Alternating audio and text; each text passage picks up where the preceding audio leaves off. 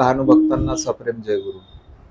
आज आपल्यासोबत आर्वी येथील एक ज्येष्ठ नागरिक आपल्यासोबत आहे आणि त्यांनी प्रत्यक्ष लहानूजी बाबांचं त्या काळामध्ये दर्शन घेतलेलं आहे। दाजी जयगुरु, जय लहानूजी बाबा। जय लहानूजी बाबा। सर्वात आधी तुमचं संपूर्ण नाव सांगा। नवल किशोर किसनलालजी अग्रवाल, आर्वी।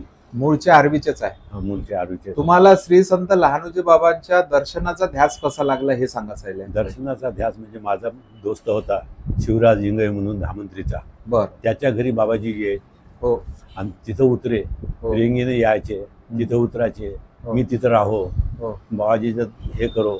आणि तेव्हापासून बाबाजीची ओळख झाली। तेव्हापासून बाबाजीला मी ओळखतो। मग टाकळ खेळायला जायचं। बाबाजी राहायचे कडूच्या वाड्यात त्यावेळेस। बरोबर। तिथं दर्शन घ्यायचं, तिथून धामंत्रीला जायचं, शंकराचं दर्शन घ्यायचं, त्या शिवराजच्या इथं बसायचं, तिथून यायचं।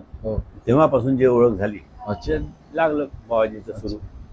तर तुम्हाला कुठला एखादा अनुभव साक्षात्कार प्रसंग सांगा, एखादा कसा घडला? मला अनुभव असा, मी टाकळ खेळायला गेलो बाबाजी पाशी। बाबाजी बसले होते तिथं त्या जुन्या कडूच्या तिथं। बरं, त्या कडूच्या तिथं जिथं वाड्यात बसे बाबाजी, त्या खोलीच्या दिवाळीपाशी असे बसले होते। मी गेलो, मला पाहिलं, म्हणजे तू काय आला रे इथं राहण्या, ते कोणतं काम आहे इथं?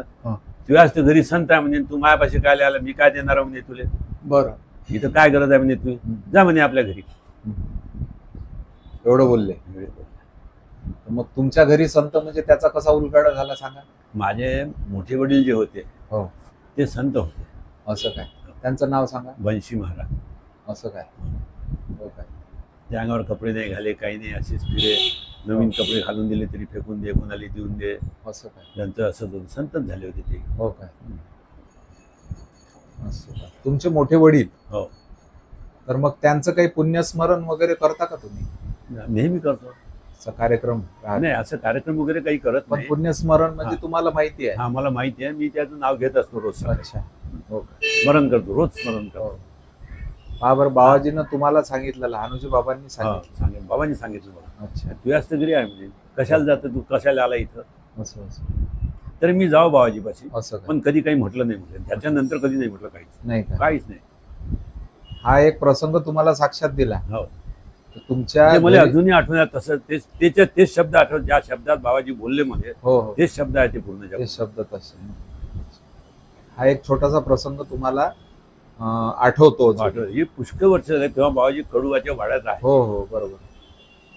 तर मी त्यावेळेस 9वी 10वीत असेल त्यावेळेस। अच्छा, तुमचा व्यवसाय काय होता मग पहिलेपासूनच सांगा? मी त्यावेळेस शिक्षण होतं। नाही, वडिलांचा व्यवसाय काय होता? वडिलांचा व्यवसाय असंच होतं, शेती। अच्छा, शेती। आता तुम्ही वडील पहिले फार मोठा व्यवसाय होता आमचा, आज्याच्या वेळेस, वडिलाच्या वेळेस। बरं, मग ते 1942च्या मंदीच्या ह्याच्यात ते सारे धंदे बिलकुल खतम झाले।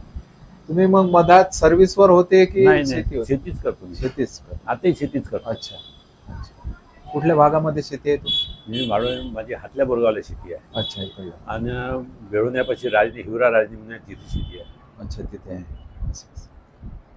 तर दाजी, थोडक्यात का होईना, जे श्री संत लहानूजी बाबांनी तुमच्या बाबतीत शब्द उच्चारले, तुझ्याच घरी संत आहे, इथे कशाला आला, तर अगदी तंतोतंत ते खरे ठरले। संतांचे बोल हे खरेच ठरतात। अजूनही बाबांचे सर्व लोकांना साक्षात्कार घडून राहिले, चालूच आहे। आणि तुम्ही सुद्धा अजूनही तिथे दर्शनाला जात असता। तर तुम्ही सांगितलेला जो छोटासा का होईना एक जो प्रसंग सांगितला, आज काय वय सुरू आहे तुमचं? 81। तर या 81व्या वयात सुद्धा तुम्हाला अगदी तंतोतंत जसे बाबा बोलले तसंच आठवते, खरी गोष्ट आहे। आणि हा जो साक्षात्कार अनुभव प्रसंग सांगितला याकरता मी तुमचे आभार मानतो। जय लहानूजी बाबा। समर्थ लहानूजी महाराज दर्शन देते, दर्शनाला बोलावते, तेच तर फार मोठी हो गोष्ट आहे। तुकडोजी महाराज म्हणायचे, साधू संत येती घरा तोच दिवाळी दसरा। बरोबर।